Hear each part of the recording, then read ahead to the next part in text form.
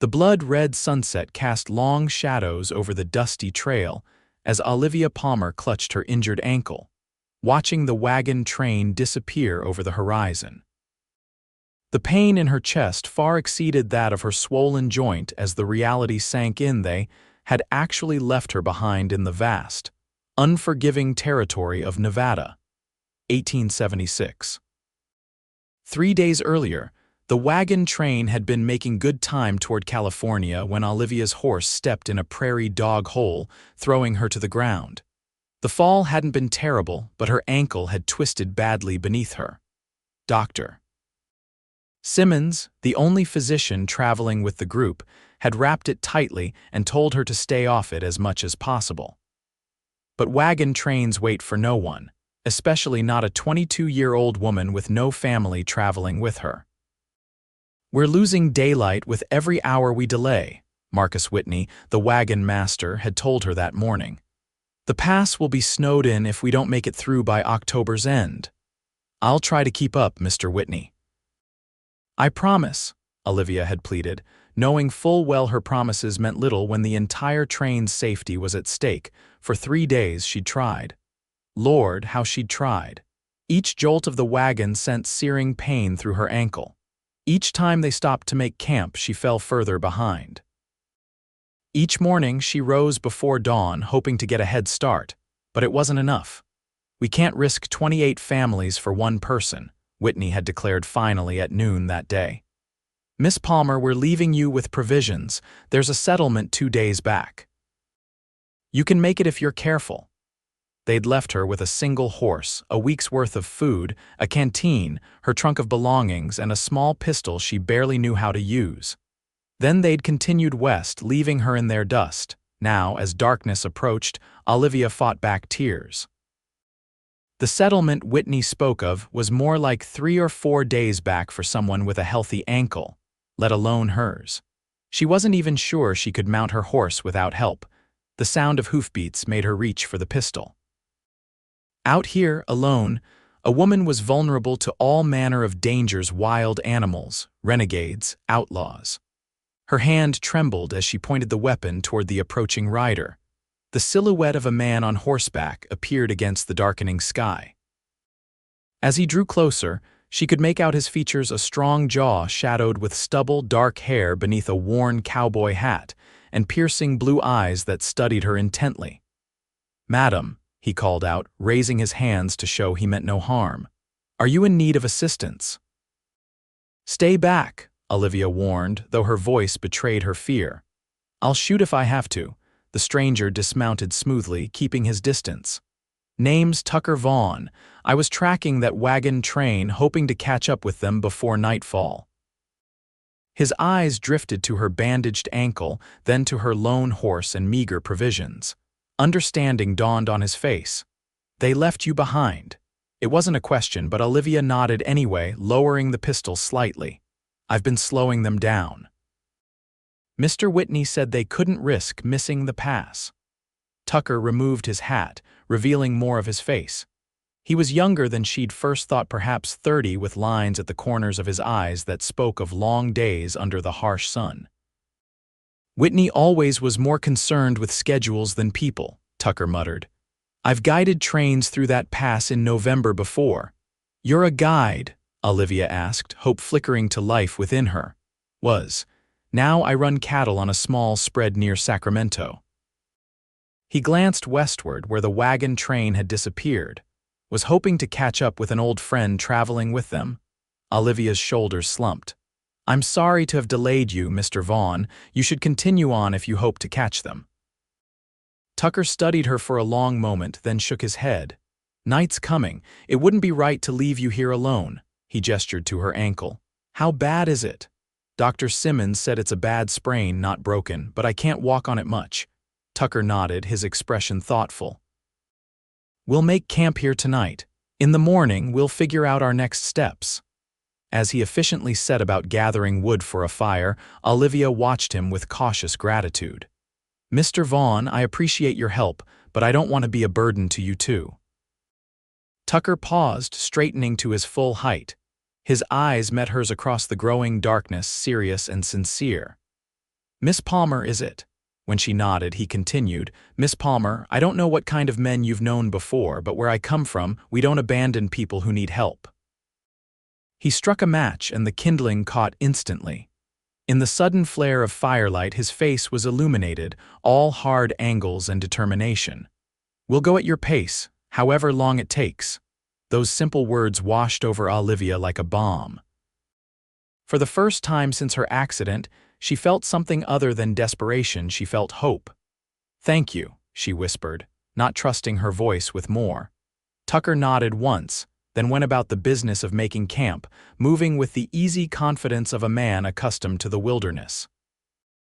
As the stars emerged overhead and the fire crackled between them, Olivia realized she had placed her life in the hands of a stranger. Yet somehow, watching Tucker Vaughn methodically prepare their evening meal, she felt safer than she had in days. How'd you end up on that wagon train alone? Tucker asked as he handed her a tin plate of beans and salt pork. Olivia accepted the food gratefully. My parents died of influenza last winter in St. Louis. There was nothing left for me there, so I decided to go west. My father's sister lives in San Francisco. I've never met her, but she's my only remaining family. That's a brave journey to undertake alone, Tucker commented, settling across from her with his own plate. Not brave, desperate, Olivia corrected. The house went to pay father's debts. I had nowhere else to go. Tucker nodded, understanding in his eyes. The West's full of desperate people looking for fresh starts. Some find them, some don't. And you, Mr. Vaughn, what brought you out here? A shadow crossed his face. War. After Appomattox, I couldn't go back to Tennessee. Too many ghosts. He took a bite of his food, chewing thoughtfully. Came west in '66. Worked as a guide, then a ranch hand. Finally saved enough to buy my own land 3 years ago.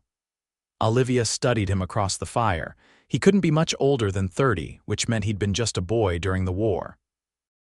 The thought saddened her. Your friend, she said, changing the subject. The one with the wagon train, is he important to you? Tucker's expression softened slightly. Jim Caldwell. We served together. He wrote saying he was bringing his family west, wanted to settle near my place. He shrugged. Figured I'd ride out, meet them, guide them the rest of the way. I'm sorry I'm keeping you from him. Jim's a capable man. They'll make it through the pass fine. Tucker set his empty plate aside. It's you I'm concerned about now. That ankle needs proper rest. What do you suggest?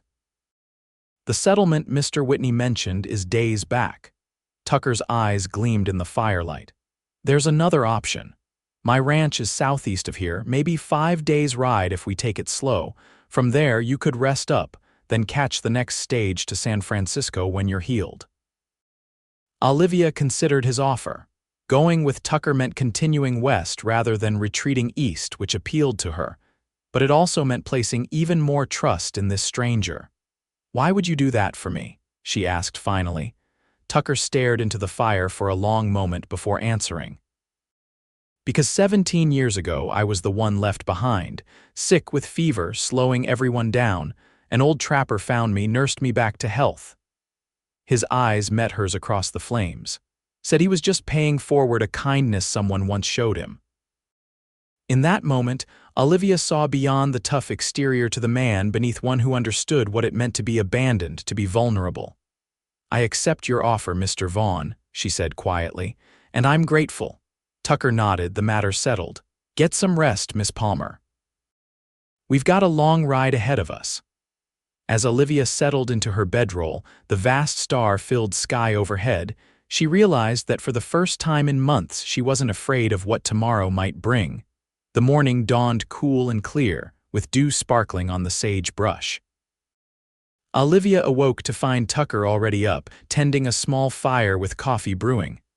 The scent made her stomach rumble. Morning, he said, nodding toward the pot. Hope you like your coffee strong. After 3 weeks with the wagon train, I've learned to appreciate any coffee at all, Olivia replied, carefully sitting up and wincing as her ankle protested the movement. Tucker noticed her discomfort. Let me take a look at that before we head out. Before she could protest, he was kneeling beside her, gently unwrapping the bandage Dr. Simmons had applied. His hands were rough with calluses but surprisingly gentle as he examined her swollen ankle. "It's a bad sprain, all right," he confirmed. "Needs to be wrapped tighter, though." From his saddlebag, he produced a clean cloth strip. "May I?" Olivia nodded, suddenly conscious of the impropriety of a strange man handling her ankle, yet too practical to object. Tucker worked efficiently, wrapping the cloth with firm, even pressure that immediately felt better. "Where did you learn to do that?" she asked. "War teaches you things about injuries quick enough," he replied, securing the end of the bandage. "And when you work cattle, somebody's always getting hurt."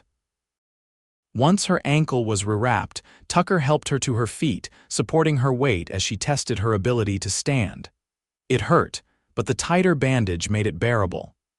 "We need to figure out the best way to travel," Tucker said, still holding her elbow to steady her. "Can't have you walking and riding side saddle will be painful on that ankle." "I can manage," Olivia insisted. Tucker shook his head. 5 days is a long time to manage pain. No, we'll do this properly." He considered their options. "You'll ride with me. My gelding's strong enough to carry us both, and your mount can carry our supplies." Olivia felt her cheeks flush at the suggestion of riding so close to him. "Mr. Vaughn, I hardly think it's practical, not forward," Tucker cut in, his expression serious. "Out here, practicality trumps propriety every time. Unless you'd prefer I fashion a travois, but that would slow us down considerably." Put that way, Olivia couldn't argue. She nodded her agreement, and Tucker set about breaking camp and preparing the horses. Within the hour, they were ready to depart. Tucker helped Olivia mount his horse first, then swung up behind her. The position was undeniably intimate, with her seated sideways across the saddle, his arms around her to hold the reins. She could feel the solid warmth of his chest against her shoulder, smell the leather and wood smoke scent of him. "Comfortable?" he asked, his voice close to her ear. "Yes, thank you," she replied, though comfortable wasn't exactly the right word. The arrangement was practical but discomfiting in its unfamiliarity. They set off at a gentle pace, Tucker careful not to jostle her injured ankle. Olivia's horse followed behind, laden with their supplies. The rhythm of the horse's gait and the warmth of the morning sun soon lulled Olivia into a sense of security she hadn't felt in months. "Tell me about your ranch," she said after they'd been riding in silence for some time. "It's not much compared to the big spreads," Tucker replied. 200 acres along the American River, good grazing land. Small herd of cattle, about 40 head, cabin's nothing fancy but it's solid, built it myself. "It sounds wonderful," Olivia said sincerely. After months of traveling, the idea of a solid home, however humble, held immense appeal. "What about you?" Tucker asked. "What were you hoping to find in California?" Olivia considered the question. "Safety at first, somewhere to belong," she paused. "My father was a clockmaker. I helped in his shop since I was a girl. I know the trade well enough. I thought perhaps in San Francisco I might find work or even open a small shop of my own someday." "A female clockmaker." Tucker sounded surprised but not dismissive. "That's unusual." "So is a female traveling alone to California," Olivia pointed out with a small smile. "I've never been conventional, Mr. Vaughn." He chuckled, the sound rumbling through his chest against her back. "Fair point, Miss Palmer." They traveled steadily throughout the day, stopping occasionally to rest the horses and stretch their legs. Tucker was always solicitous of Olivia's comfort, making sure she drank enough water and didn't put weight on her injured ankle. By late afternoon, they had covered a good distance, and Tucker began looking for a suitable campsite. He found one near a small creek lined with cottonwoods, providing both water and shelter. "We'll stop here for the night," he announced, bringing the horse to a halt. "Those clouds to the west don't look friendly." Indeed, dark clouds were building on the horizon, suggesting a storm might be brewing. Tucker dismounted first, then carefully helped Olivia down, his hands strong and steady at her waist. For a moment after her feet touched the ground, he didn't release her, making sure she was stable before stepping away. "Thank you," Olivia said, suddenly aware of how close they were standing. Tucker cleared his throat and stepped back. I'll get a fire started before that storm hits. Can you manage to sit while I set up camp? Olivia nodded, and Tucker helped her settle beneath one of the cottonwoods before turning his attention to the horses and their campsite. She watched him work, admiring his efficiency and the easy way he moved. There was nothing wasted in his movements, nothing showy. Just the practiced competence of a man who had spent years living by his wits and skills. The storm arrived just as darkness fell, but by then, Tucker had built a small lean-to of branches and canvas that kept them relatively dry. The fire crackled under its shelter and they ate a simple meal of jerky, hardtack, and coffee. Will this delay us much? Olivia asked as rain pattered on their makeshift shelter. Tucker shook his head. Not if it passes by morning. Might make the going a bit muddy, but nothing we can't handle. Lightning flashed, briefly illuminating the campsite, followed by a crack of thunder that made Olivia jump. Tucker noticed her reaction and smiled reassuringly. Just nature's way of reminding us who's in charge out here, he said. Olivia wrapped her blanket tighter around her shoulders. I've never been fond of thunderstorms. My mother used to say they were just the angels rearranging furniture, Tucker offered, surprising Olivia with the glimpse into his childhood. That's a lovely thought, she replied with a smile. My father said it was God bowling, Tucker chuckled. I like that one too. He added another stick to the fire. Get some rest if you can, I'll keep watch. You need to sleep too, Mr. Vaughn, Olivia pointed out. He shrugged. I'm used to short nights, been that way since the war. Olivia studied his profile in the firelight, noting the tension that appeared whenever he mentioned the conflict. You were very young, weren't you, when you fought? Tucker was silent for a long moment. 16 when I enlisted, told them I was 18. He poked at the fire, sending sparks flying. 17 at Shiloh, 18 at Chickamauga. His voice had grown distant, as if he were looking back through the years at the boy he'd been. 20 when it ended. I'm sorry, Olivia said softly. Tucker's gaze returned to the present, focusing on her. Don't be, we all have our burdens to carry. He nodded toward her ankle. Some are just more visible than others. The way he said it made Olivia wonder what invisible burdens Tucker Vaughn carried from those years, but she didn't ask. Some wounds weren't meant to be probed by strangers. Instead, she said, Thank you, Mr. Vaughn, not just for helping me, but for being kind about it. Something flickered in his eyes, surprise, perhaps, or recognition of a shared understanding. Get some sleep, Miss Palmer. Tomorrow's another long day. Olivia settled into her blankets, listening to the rain and the occasional rumble of thunder. Despite the storm and her circumstances, she felt strangely at peace. Perhaps it was exhaustion, or perhaps it was the knowledge that, for now at least, she wasn't alone. The storm passed during the night, and morning brought clear skies, though the ground was muddy and slick. Tucker had already refilled their canteens and saddled the horses by the time Olivia awoke. How's the ankle this morning? He asked, kneeling to check the bandage. Better, I think, Olivia replied. The swelling seems less. Tucker nodded as he examined it. Looks that way, still best not to push it.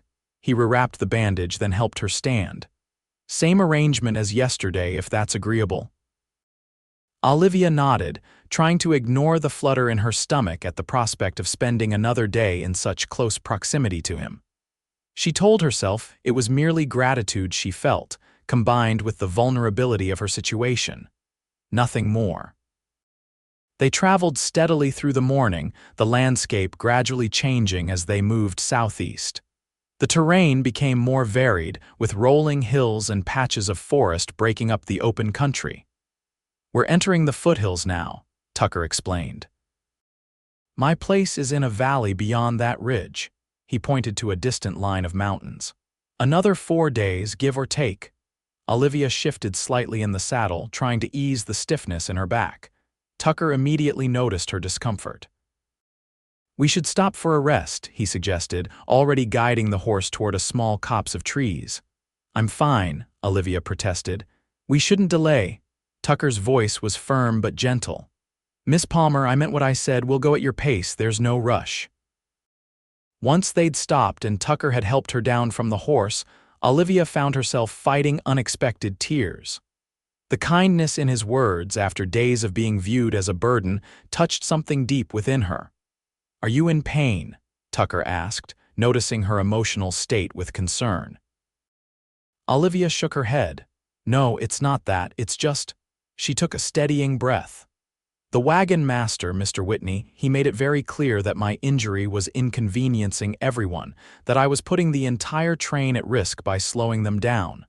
Tucker's expression darkened. "Whitney always was more concerned with schedules than people's welfare. I guided for him once, years back, never again after that." "What happened?" Olivia asked. Tucker's jaw tightened. "He wanted to push through Apache territory despite warnings. I refused. He called me a coward, said I was letting fear slow the group." His eyes met hers. "3 people died in that crossing, could have been the whole train." Olivia's hand went to her throat. "That's terrible. It was preventable." Tucker handed her the canteen. "That's the difference between a good leader and a bad one. A good one knows when to push and when to adapt." As they continued their journey that afternoon, Olivia found herself wondering more about the man behind her. Tucker Vaughn was clearly skilled, resourceful, and kind. Yet there was a reservation to him, a distance he maintained even as they traveled in such close quarters. That evening, as they made camp near a small spring, Olivia decided to ask more about his life. "You mentioned your mother earlier with the story about thunder," she began as they ate their evening meal. "Is your family still in Tennessee?" A shadow crossed Tucker's face. "No, my parents had a small farm outside Knoxville. It was burned during the war. They tried to rebuild after, but—" He set his plate down. "Cholera took them both in '68. My sister married and moved to Oregon with her husband. Haven't seen her in 5 years." "I'm sorry," Olivia said softly. "It seems we've both lost much." Tucker nodded, his gaze on the fire. "The war took more than just lives. It took homes, futures, certainties." He looked up at her. "That's why I came west. Needed to find something that was mine, something I built, not something that was taken or destroyed." "And have you found that something?" A small smile touched his lips. "Getting there, the ranch is good land. Profitable enough to live on, peaceful." "It sounds lovely," Olivia said sincerely. "It's solitary," Tucker admitted. "Jim coming west with his family. I was looking forward to having neighbors I knew, trusted." "You'll still see them," Olivia reassured him. "Once we reach your ranch and my ankle heals, I can take the stage to San Francisco. You could still catch up with the wagon train." Tucker shook his head. "By then they'll be settled. No point chasing after them." He poked at the fire. "Besides, Jim knows where to find me. He'll come visit once they are established." They fell into comfortable silence, the crackling of the fire and the night sounds of the wilderness creating a peaceful backdrop. Olivia found herself studying Tucker's profile in the firelight, noting the strong line of his jaw, the small scar near his left eyebrow, the way his hair curled slightly at the nape of his neck. "You're staring, Miss Palmer," Tucker said without looking at her, a hint of amusement in his voice. Olivia blushed, grateful for the darkness that hid her reddened cheeks. "I apologize, I was just thinking about—" Now he did look at her, his eyes reflecting the firelight. "How strange life is," she replied honestly. "A week ago I was with the wagon train, certain of my path. Now I'm here with you, going somewhere I never planned." Tucker considered this. "Life rarely follows the paths we lay out for it. I never planned to be a rancher in California. Thought I'd farm my father's land, marry a local girl, raise a family in Tennessee." He shrugged. "Instead, here I am." "Do you regret it?" Olivia asked. "The change in plans?" Tucker thought for a moment before answering. "No, regret's a wasted emotion. Can't change what's past. Can only decide what to do with what's ahead." His pragmatic philosophy resonated with Olivia. Since her parents' deaths, she'd been focused on survival, on next steps, rarely allowing herself to dwell on what might have been. "What about you?" Tucker asked. "Any regrets about joining that wagon train?" Olivia smiled slightly. "Not at the moment." Their eyes met across the fire, and something passed between them, a recognition, perhaps, of kindred spirits. Two people who had lost much but were still moving forward, still seeking their place in the world. The moment was broken by a distant howl. Tucker's hand instinctively moved to his rifle. "Wolves?" Olivia asked, suddenly alert. Tucker shook his head. "Coyotes, they won't bother us." He relaxed slightly but kept the rifle close. "Still, I'll keep watch tonight. Get some rest." Olivia nodded and settled into her bedroll, but sleep was slow to come. Her mind was filled with thoughts of Tucker Vaughn, his quiet strength, his unexpected kindness, the pain she glimpsed behind his eyes when he spoke of the past. She wondered what it would be like to reach his ranch, to see the home he'd built for himself. And she wondered, too, about what would happen when the time came for her to continue her journey to San Francisco. The thought brought an unexpected pang of sadness. With a soft sigh, Olivia pushed such thoughts aside. As Tucker had said, there was no point dwelling on what might come. Better to focus on the present, on healing her ankle, on the journey ahead, on surviving one day at a time.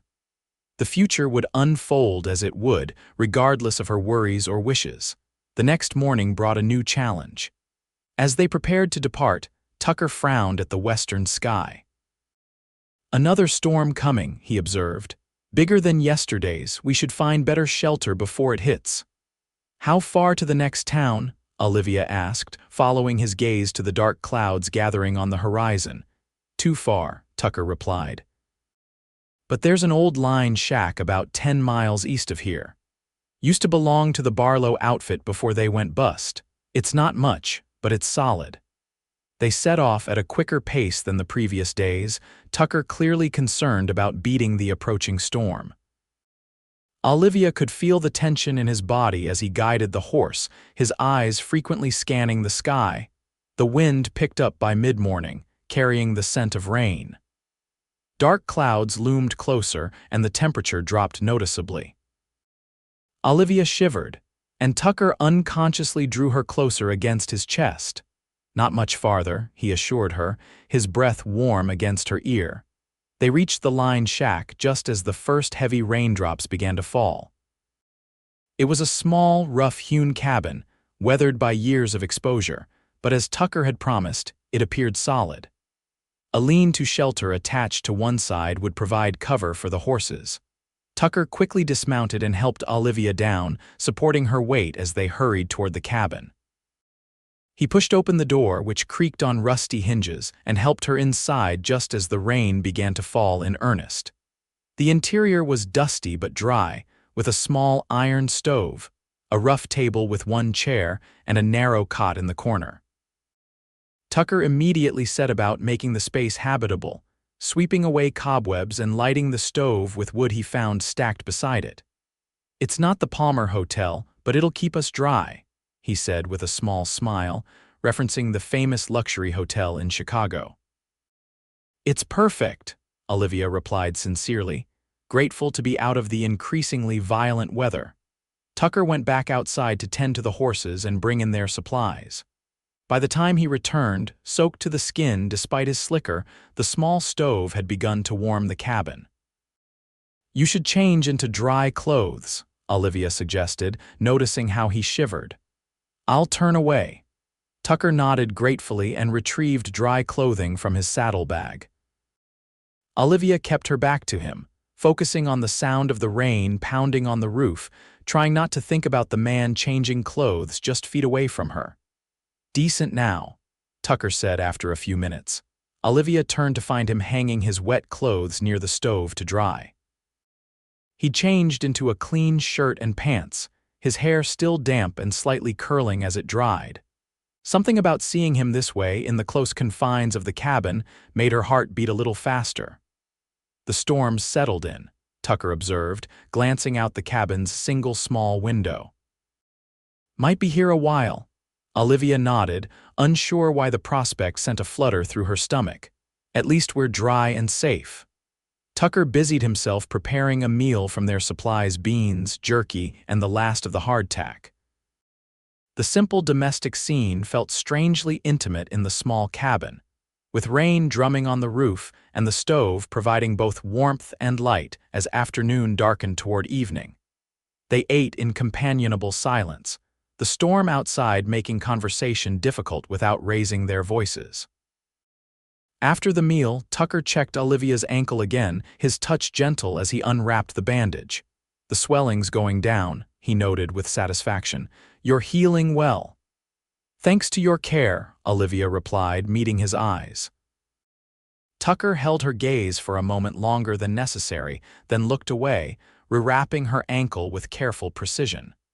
"Should be good as new in another week or so." As evening deepened into night, the storm showed no signs of abating. If anything, it grew stronger, with wind howling around the cabin and rain lashing against the walls. "You take the cot," Tucker said, spreading his bedroll on the floor near the stove. "I'll be fine here." Olivia wanted to protest, but knew the hard floor would be worse for his back than hers, especially after days of riding double. She nodded her thanks and settled onto the cot, pulling her blanket around her shoulders. Sleep proved elusive, however. The storm's violence, combined with the awareness of Tucker's presence just feet away, kept her mind active. She found herself thinking of the journey so far, of the unexpected turn her life had taken. "Can't sleep." Tucker's voice came softly through the darkness. "The storm," Olivia explained, though it was only part of the truth. Tucker was quiet for a moment. "When I was a boy, my grandmother had a remedy for sleepless nights. She'd tell stories, old mountain tales mostly." "Would you tell me one?" Olivia asked, surprising herself with the request. There was a pause, then the sound of Tucker shifting position. "I'm not much of a storyteller, but I'll try." His voice in the darkness was low and warm. "There's one about a Cherokee brave who fell in love with a star." As Tucker recounted the legend, his voice grew more confident. Olivia closed her eyes, letting the sound wash over her.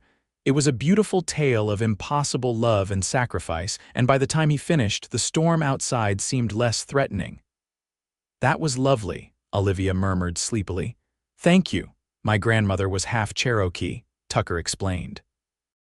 "She had dozens of stories like that one." "Tell me another," Olivia requested, not ready to lose this connection between them. Tucker chuckled softly.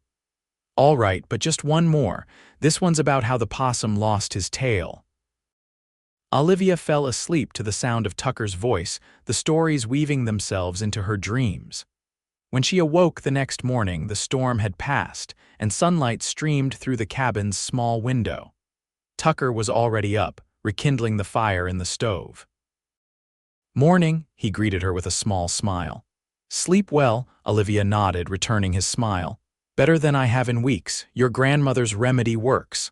Tucker looked pleased. "Good. The storm's passed, but the ground will be muddy. Might be best to stay put today, let things dry out a bit." The prospect of a day confined in the small cabin with Tucker should have made Olivia nervous. Instead, she found herself looking forward to it. "I think that's wise." They settled into an easy rhythm for the day. Tucker repaired a loose shutter and reinforced the lean to where the horses were sheltered. Olivia tidied the cabin's interior and took stock of their supplies. They worked comfortably around each other, as if they'd been doing so for years rather than days.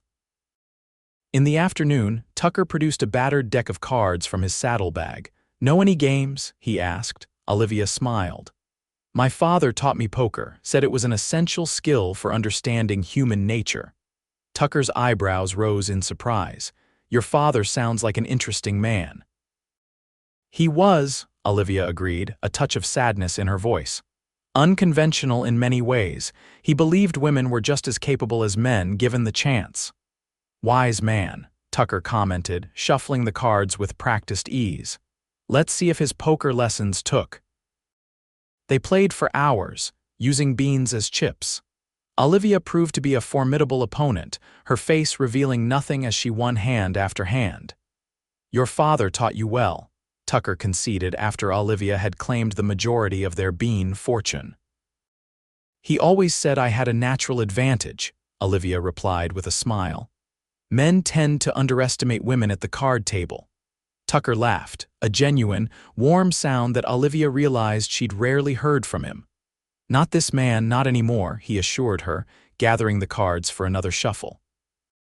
As dusk approached, they shared another simple meal.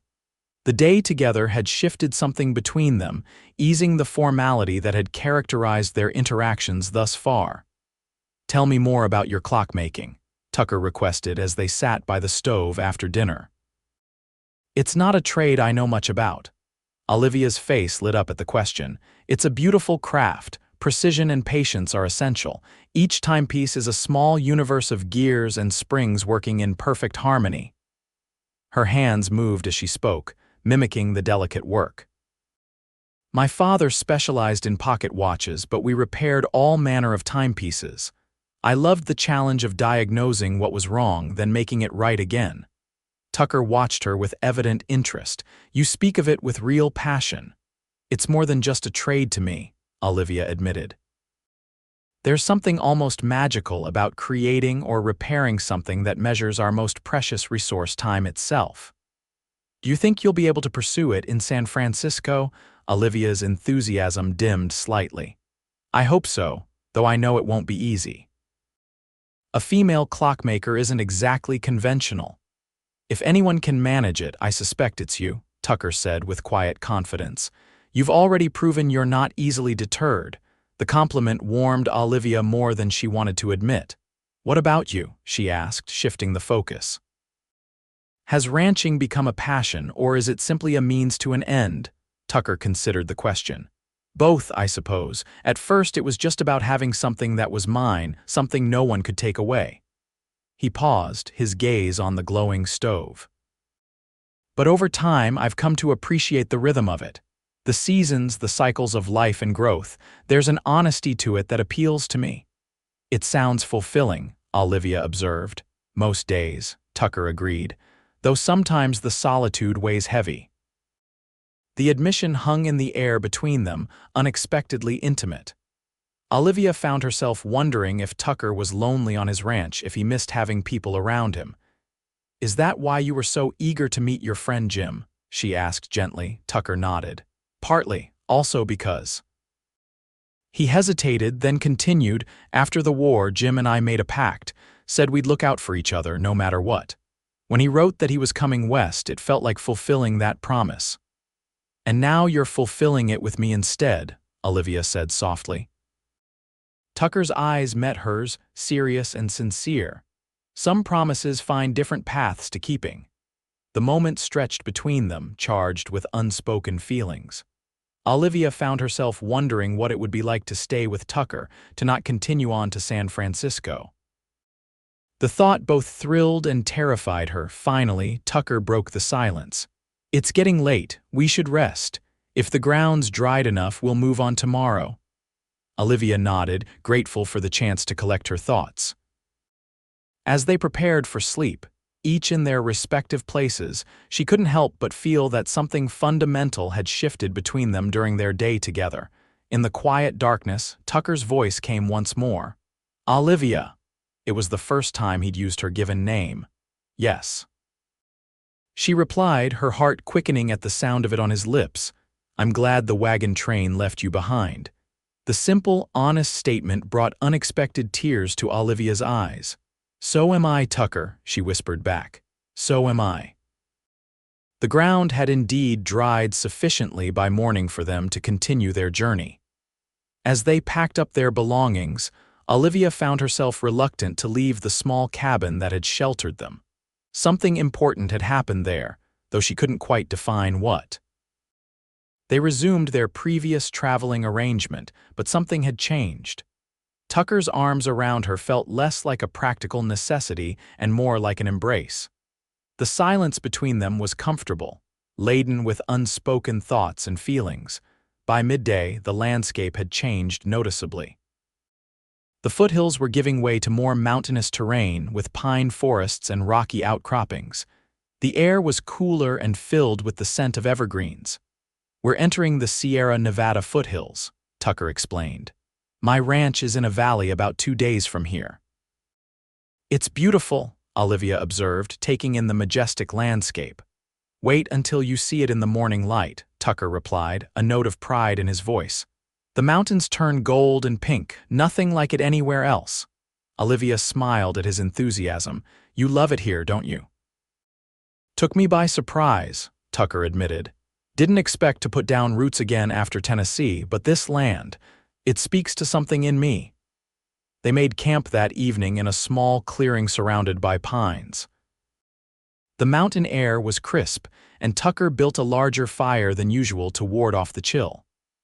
After their meal, they sat side by side near the flames, closer than they had on previous nights. Your ankle's looking much better, Tucker observed. You might be able to put weight on it soon. Thanks to your care, Olivia replied. She hesitated, then voiced the thought that had been growing in her mind. Tucker, I've been thinking about what happens when we reach your ranch.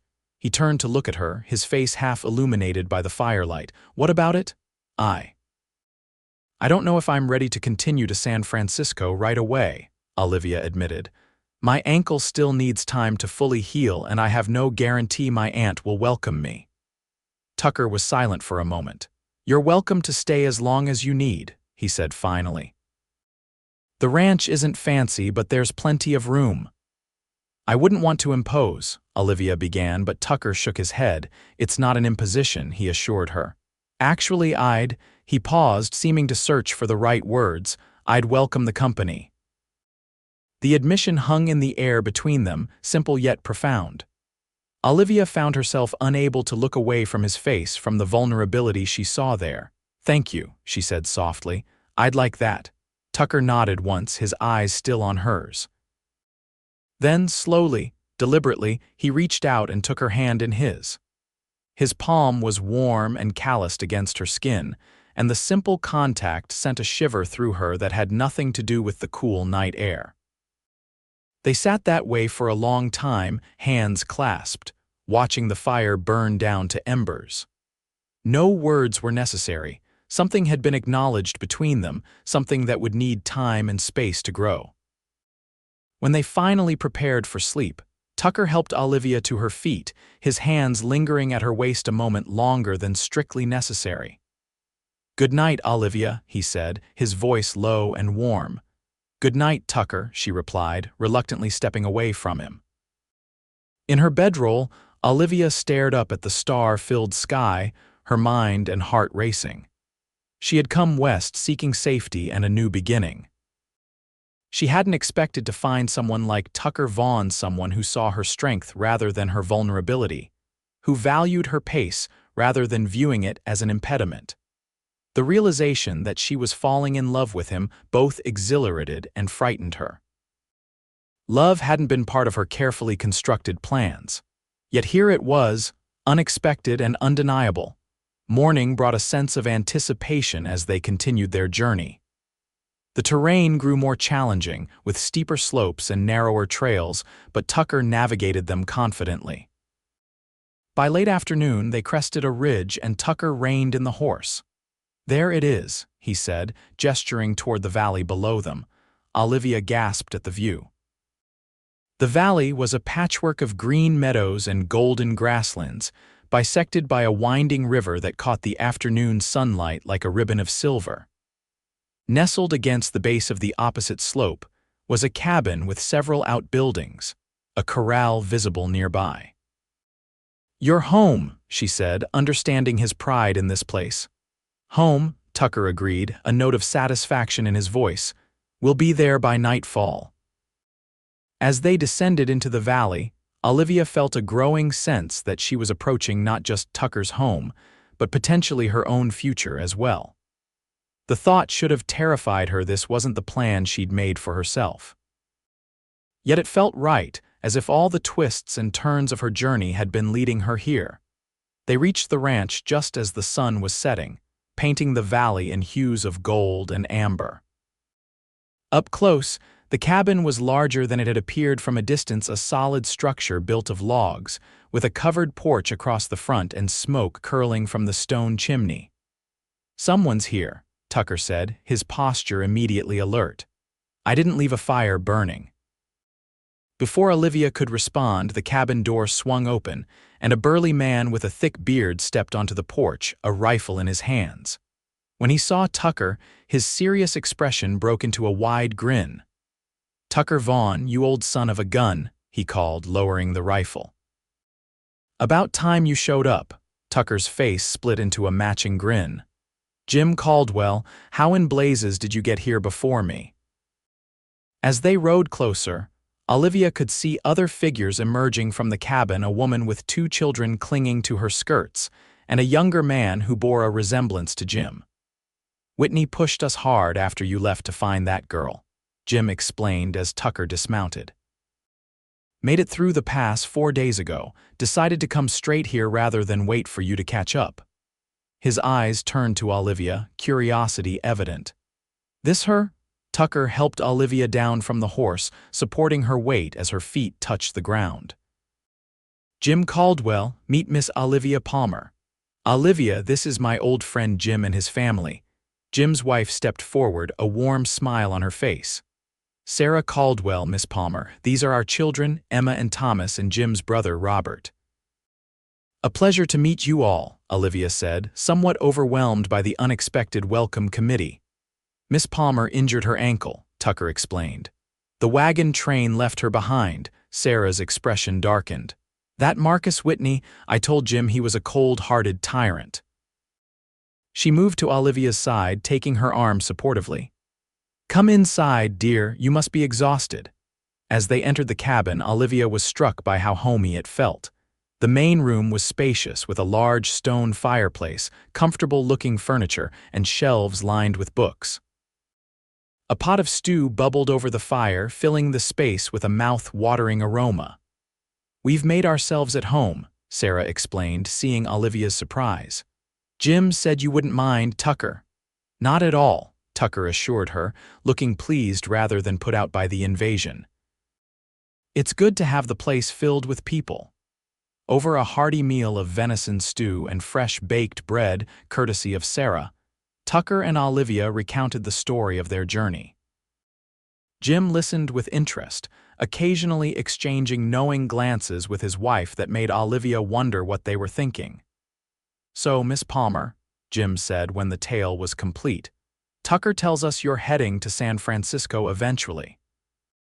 Olivia glanced at Tucker, who was watching her with an unreadable expression. "That was my original plan," she acknowledged, "but I've been reconsidering. My ankle still needs time to heal completely, and Tucker has kindly offered to let me stay until I decide my next steps." Sarah smiled warmly. "How wonderful. I was just saying to Jim that Tucker could use a woman's touch around here." She looked around the cabin. "It's a lovely home, but it needs some softening." "Sarah," Jim cautioned, noticing Tucker's slight discomfort. "What, it's true," Sarah insisted good-naturedly. "No offense meant, Tucker. You've built a fine place. It just needs a woman's perspective." Tucker cleared his throat. "Olivia is welcome to stay as long as she likes, but I wouldn't presume to expect her to change anything." "Oh, I didn't mean," Sarah began, but Jim interrupted with a change of subject. "Tucker, you should see the improvements we've made to the barn while you were gone. Robert's quite the carpenter."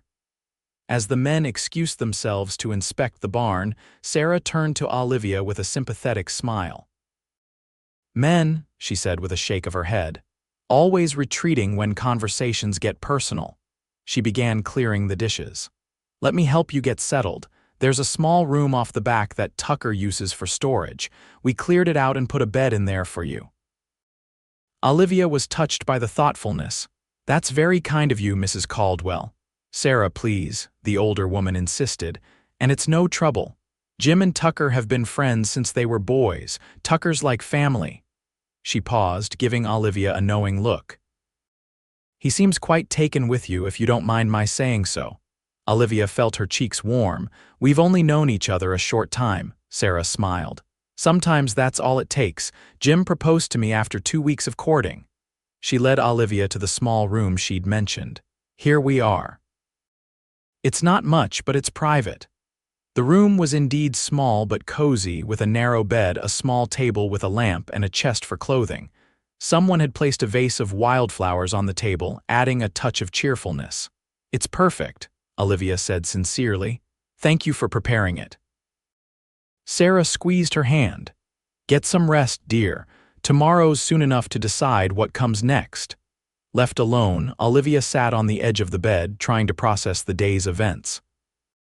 Everything had happened so quickly, arriving at Tucker's ranch, meeting Jim and his family, being welcomed as if she belonged here. It was overwhelming, yet strangely right. She could hear voices from outside Tucker and Jim talking, their words indistinct but their tones friendly. Children's laughter drifted through the window, along with the distant lowing of cattle. It was a symphony of life, so different from the solitude she'd imagined Tucker living in. As she prepared for bed, Olivia wondered what tomorrow would bring.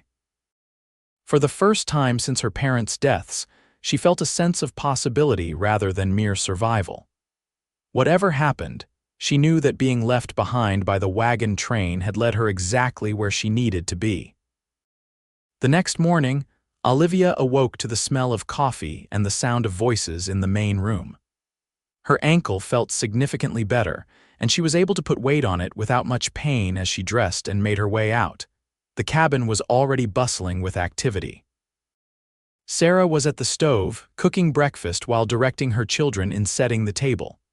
Jim and Robert were discussing plans for the day, and Tucker was pouring coffee into mugs lined up on the counter. "Morning," Tucker greeted her, a smile warming his face. "How's the ankle?" "Much better," Olivia replied, returning his smile. "I think I can walk on it today."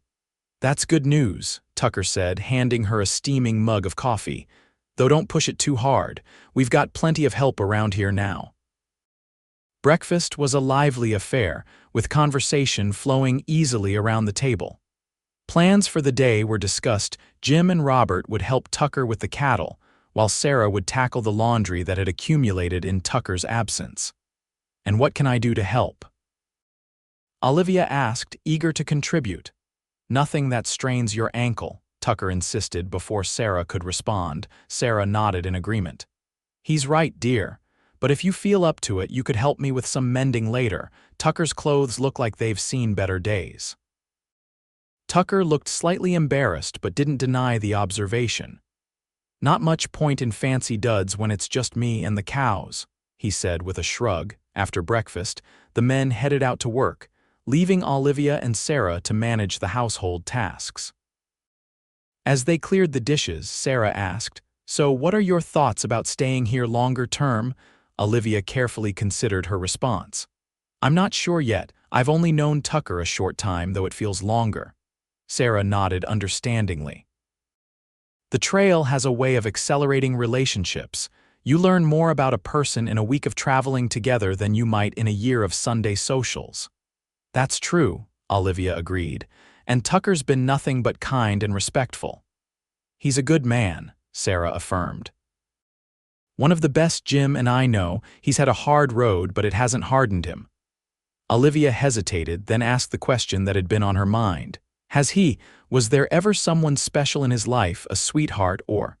Sarah's expression grew thoughtful. "There was a girl back in Tennessee before the war. Elizabeth was her name. They were sweethearts from childhood, expected to marry when Tucker returned." She sighed. "She didn't wait. Married a man who didn't fight, who took over her father's store. Tucker found out in a letter while he was still recovering from his wounds." "How terrible," Olivia murmured, her heart aching for the young Tucker. "It broke something in him," Sarah continued. "Not beyond repair, but enough that he's been cautious ever since. Jim says he's never seen Tucker look at anyone the way he looks at you, not even Elizabeth." The revelation sent a flutter through Olivia's chest.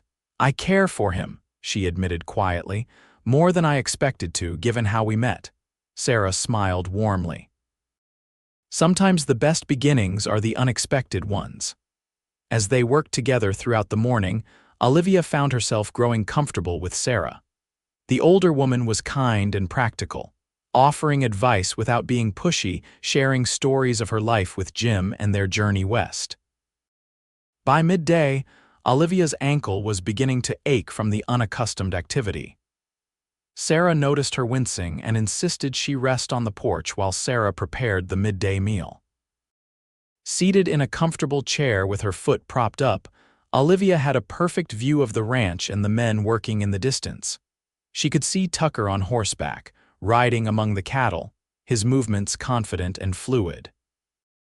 Even from a distance, she could recognize him by the set of his shoulders, the way he sat in the saddle. The realization that she knew him so well after such a short time was both surprising and comforting. The men returned for the noon meal, dusty and hungry. Tucker's eyes sought Olivia immediately as he entered, a smile breaking across his face when he saw her. "How's the ankle holding up?" he asked, taking a seat beside her after washing up. "Better, though I may have pushed it a bit this morning," she admitted. Tucker frowned slightly with concern. "You should rest it this afternoon. No sense delaying your healing." "That's what I told her," Sarah chimed in as she served the meal. "She's stubborn, this one." "I've noticed," Tucker replied with a glint of humor in his eyes. "Reminds me of someone else I know." He glanced meaningfully at Sarah, who laughed. "Takes one to know one, Tucker Vaughn." After the meal, the men returned to their work, and Sarah insisted Olivia rest while she handled the afternoon chores. Left alone, Olivia found herself drawn to Tucker's bookshelf. It was well stocked with a variety of volumes, practical manuals on ranching and agriculture, several history books, and to her surprise, a collection of poetry. She was engrossed in a volume of Wordsworth when Tucker returned earlier than expected, alone. He paused in the doorway, watching her for a moment before she became aware of his presence. "You found my books," he observed, entering and removing his hat. Olivia smiled, closing the volume. "I did. You have quite a collection for a man who lives alone in the wilderness." Tucker shrugged, looking slightly self-conscious. "Books are good company on long winter nights." He sat in the chair opposite her. "Jim and Robert have things well in hand, so I thought I'd come check on you. How's the ankle?" "Much better after some rest," Olivia assured him. "Tucker, may I ask you something?" He nodded, his expression open. "Of course." "What happens after my ankle heals?" She asked the question that had been foremost in her mind. "I know you said I could stay as long as I like, but you want to know what that means," Tucker finished for her. He leaned forward, elbows on his knees, his gaze direct. "Olivia, I'm not good with fancy words or declarations, but these past days with you." He paused, seeming to search for the right words. "I've never met anyone like you. Someone who sees the world the way you do, who faces challenges with such courage." Olivia's heart quickened at his words. "I feel the same way about you," she admitted softly. "You've shown me kindness when I needed it most, but more than that, you've treated me as an equal, not a burden." Tucker reached out, taking her hand in his. "I'd like you to stay," he said simply. "Not just until your ankle heals. I'd like you to consider making a life here." His thumb traced gentle circles on her palm. "With me." The directness of his proposal took Olivia's breath away. "Tucker, are you asking?" "I'm asking if you might consider becoming my wife," he confirmed, his voice steady though she could see the vulnerability in his eyes. "Not right away. We take time to know each other better first, but I want you to know that's what I hope for." Tears pricked at Olivia's eyes, tears of surprise and joy. "I've never believed in love at first sight," she said, her voice trembling slightly, "but what I feel for you, it grew so quickly, so naturally." "Is that a yes?" Tucker asked, hope evident in his voice. Olivia nodded, squeezing his hand. "Yes, I'd like to stay. To see if what we feel for each other can grow into something lasting." Tucker's face broke into a smile that transformed his features, making him look younger, unburdened. He leaned forward and, with gentle hesitation, pressed his lips to hers in a soft, tender kiss there first. When they parted, both slightly breathless, Tucker said, "I promise you won't regret this, Olivia. We'll go at whatever pace feels right to you." The echo of his words from their first meeting, "We'll go at your pace," wasn't lost on Olivia. Those simple words had been the beginning of everything between them. "I'm not afraid of the pace," she assured him, touching his cheek gently. "Only that I might wake up and find this has all been a dream." Tucker turned his face to kiss her palm. "Not a dream, a new beginning for both of us." The sound of the front door opening made them move apart slightly, though their hands remained clasped. Jim entered, took one look at their expressions, and broke into a knowing grin. "Well, well," he said, his tone teasing. "Looks like I'm interrupting something important." Tucker cleared his throat but didn't release Olivia's hand. "As a matter of fact, you are. Olivia has agreed to stay on." "Permanently?" Jim's grin widened. "Is that right? Sarah will be pleased to hear it. She's been saying all along that you two were meant for each other." He clapped Tucker on the shoulder. "Congratulations, old friend, about time you found some happiness." The news spread quickly. By supper time, everyone knew that Olivia would be staying, with the understanding that she and Tucker would court properly before making their arrangement official. Sarah was delighted, immediately making plans for how they would prepare for the eventual wedding. The children were excited at the prospect of having Aunt Olivia become a permanent fixture in their lives. That evening, after the dishes were cleared and the children put to bed, the adults sat around the fire. Jim produced a bottle of whiskey he'd been saving for a special occasion, and they toasted to new beginnings. "To Tucker and Olivia," Jim said, raising his glass. "May you find in each other the happiness you both deserve." "And to friendships that stand the test of time," Tucker added, nodding to Jim. As the night grew late and the conversation continued, Olivia found herself overwhelmed with gratitude. Just days ago, she had been abandoned on the trail, her future uncertain. Now she sat surrounded by people who already felt like family, with a man beside her who had promised to cherish her for who she was. When it was time to retire, Tucker walked her to her room. At the door, he took both her hands in his. "I meant what I said, Olivia. We'll take this as slowly as you need." Olivia smiled up at him, her heart full. "I know you did. It's one of the many reasons I'm falling in love with you, Tucker Vaughn." He bent to kiss her once more, a gentle goodnight that held the promise of many more to come. "Sleep well," he murmured against her lips before reluctantly pulling away. As Olivia prepared for bed, she thought about the strange twist of fate that had brought her here. Being left behind by the wagon train had seemed like a disaster at the time. Now she recognized it as the moment her life had truly begun. The following weeks passed in a blur of activity and happiness. Jim and his family settled on a neighboring property Tucker helped them purchase, close enough for regular visits, but far enough to give each family their privacy. Olivia's ankle healed completely, allowing her to participate fully in the daily life of the ranch. True to his word, Tucker courted her properly. They took time to know each other better, sharing stories of their pasts and dreams for their future. Tucker proved to be a thoughtful, attentive suitor, bringing her wildflowers from the valley, reading poetry aloud in the evenings, and teaching her to ride properly once her ankle was strong enough. In turn, Olivia brought warmth and life to Tucker's once solitary existence. She planted a garden beside the cabin, arranged the interior to be more comfortable, and even set up a small workbench where she could practice her clockmaking. To her delight, Tucker had brought back her trunk from where the wagon train had left her, which contained her precious tools. Word spread through the nearest town, Ukiah, California, that the reclusive rancher Tucker Vaughn had found himself a bride-to-be. When they visited together for supplies, they were met with curious but friendly interest from the townspeople. The local shopkeeper's wife, Mrs. Henderson, took a particular liking to Olivia and insisted on helping with wedding preparations. As autumn gave way to winter, Tucker and Olivia's bond deepened. They learned each other's habits and preferences, had their first disagreements and reconciliations, and grew more certain with each passing day that they had found something rare and precious in each other. On Christmas Eve, with snow falling gently outside and a fire crackling in the hearth, Tucker formally proposed, offering Olivia a simple gold band that had belonged to his grandmother. "It's not fancy," he apologized, "but it's solid, like my love for you." Olivia's eyes filled with tears as she accepted the ring. "It's perfect," she assured him, her voice thick with emotion. "Just like you."